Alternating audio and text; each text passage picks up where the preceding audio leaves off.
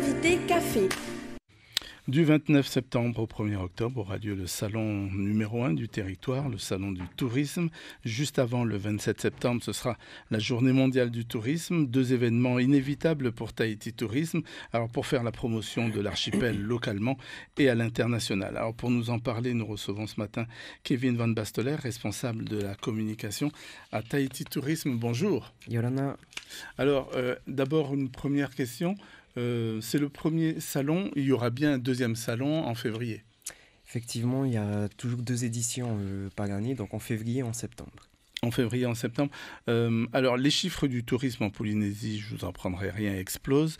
Le secteur reste plus que jamais le poumon, le fer de lance de notre économie. Alors, ce n'est pas difficile de viser plus haut, de séduire davantage. Vous n'avez pas l'impression de franchir une sorte de plafond ou de vous répéter ? Effectivement, le secteur a bien repris depuis la crise Covid qu'on a traversée. Mais j'ai envie de dire tant mieux, puisque voilà, comme tu viens de le signaler, c'est la première économie du Fénois. Donc effectivement, il y a de plus en plus, on constate aussi qu'il y a de plus en plus de projets qui se montent au niveau des hébergements, des activités. Donc je ne pense pas qu'on ait atteint un plafond, mais voilà, effectivement, c'est la stratégie et l'objectif, c'est de développer un tourisme qui reste quand même durable et responsable. Et responsable. Alors, il y a une thématique justement qui a été retenue cette année ? Alors pour le salon du tourisme, non, mais par contre pour la journée mondiale du tourisme, effectivement, l'organisme mondial du tourisme, donc l'OMT, a retenu la thématique du tourisme pour les investissements verts. D'accord. Et alors localement, c'est quoi les îles du vent, par exemple Effectivement, par contre, à chaque édition du Salon du Tourisme, on met en avant un archipel, et cette année, c'est les îles sous le vent. Les îles sous le vent, donc l'archipel de la société. D'accord. Alors, est-ce que l'offre d'hébergement, c'est une question qui revient souvent, que ce soit les grands hôtels, les pensions, est-ce que ces offres, elles arrivent à suivre la demande ?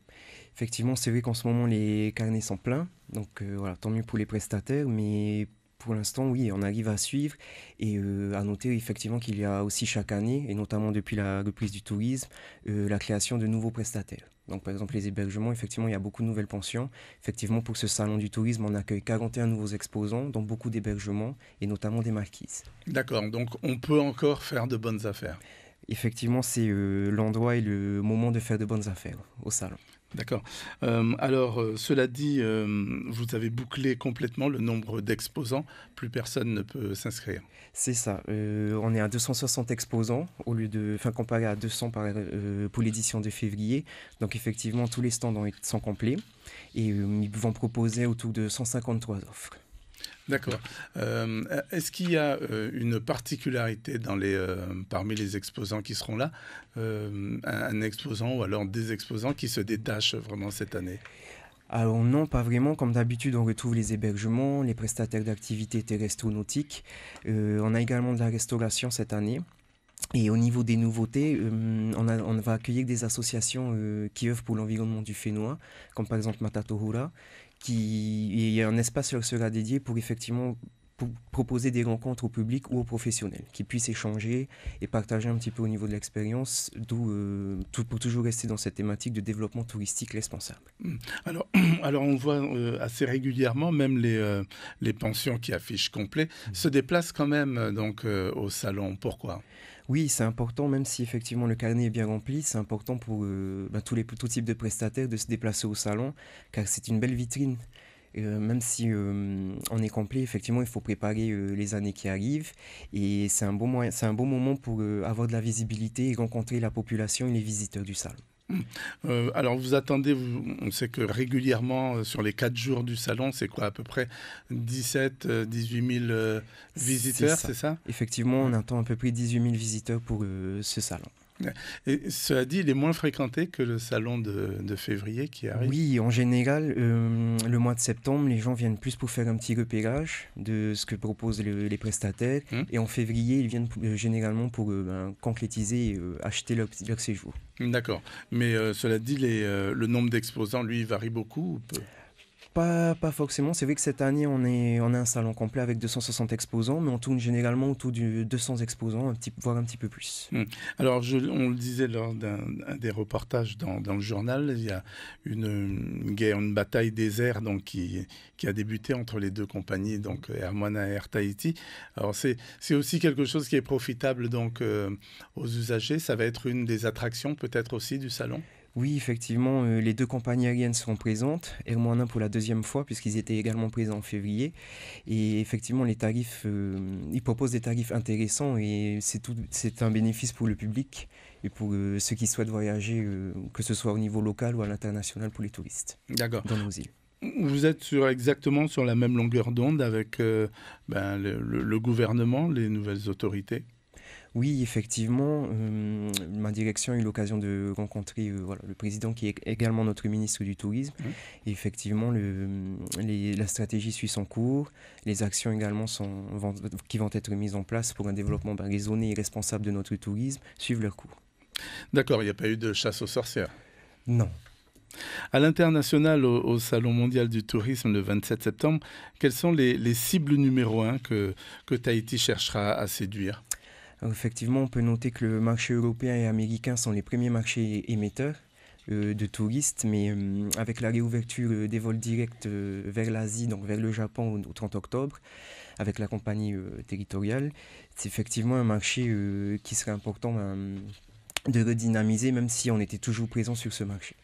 Alors, puisqu'on parle de l'international, l'aéroport Tahiti-Fa est de plus en plus étroit avec l'arrivée de nouvelles compagnies locales, avec Air Moana International, avec les destinations américaines notamment, bientôt l'Asie. Vous aurez, vous, votre mot à dire ou on vous consultera ou pas du tout pour l'agrandissement, l'amélioration de cet aéroport? Alors, je ne pourrais pas te répondre avec certitude, mais ce serait effectivement, je pense personnellement que ce serait bien de consulter un petit peu l'ensemble des acteurs du tourisme, pour effectivement peut-être soulever des problématiques ou essayer d'apporter d'éventuelles solutions à certaines problématiques. Effectivement, ce serait bien personnellement, c'est mon avis, qu'il y ait une consultation générale du secteur. Alors, très souvent, on parle des affluences touristiques ici au pays. Vous estimez qu'on doit se fixer un maximum pour qu'on n'arrive pas à saturation concernant le nombre de touristes, de visiteurs? Effectivement, comme on l'a évoqué dans le cadre de la stratégie de développement touristique du pays, donc Falir Amanihini 2027, il y a un seuil de 300 000 touristes qui a été fixé, soit un ratio d'un touriste par habitant. Donc effectivement, c'est un seuil qui peut être évalué à la baisse ou à la hausse en fonction du développement touristique que l'on a. Donc si on arrive à faire en sorte que notre développement touristique est raisonné, que les infrastructures, et par infrastructure j'entends tout ce qui est hébergement, infrastructures d'accueil, donc aéroports, etc., sont développées et adaptées pour accueillir un certain nombre de touristes, donc soit en dessous de 300 ou un petit peu plus, effectivement à ce moment-là on peut réajuster ce seuil. En tous les cas, il ne faut pas que ce soit comme Hawaï par exemple? Effectivement, ce que l'on souhaite éviter, c'est le tourisme de masse. Puisque Tahiti est quand même une destination, Tahiti et ses îles est quand même une destination qui est préservée, loin du tourisme de masse. Et l'objectif, c'est de rester dans cette optique et dans cette stratégie. Vous avez en tous les cas les moyens, vous, de vos ambitions par rapport donc à la destination Tahiti. Vous avez votre budget, il augmente, il stagne, vous avez moins d'argent? Alors, je dirais que le budget stagne, mais effectivement, on essaye d'accompagner au mieux l'industrie dans cette transition. Effectivement, non, c'est pas vraiment une transition puisque certains acteurs du tourisme mettent déjà en place des actions vers un tourisme inclusif et durable. Mais effectivement, on essaie d'accompagner au mieux par le biais de formation, par le biais de sensibilisation également, d'intervention sur le terrain et de campagnes de sensibilisation au quotidien. Encore une chose, est-ce qu'il y a un visiteur type qui vient au salon que ce soit là ou alors en février, ou alors il y a vraiment de tout, quoi? Non, effectivement, il y a vraiment de tout. Certains recherchent plus des séjours dans les îles, certains souhaitent plus profiter des offres sur les activités. Mais comme je le disais, effectivement, en février, en septembre, les visiteurs viennent un petit peu prospecter, se renseigner sur les activités qui sont proposées, les offres, et c'est en février qu'ils passent à l'action et qu'ils concrétisent leur séjour.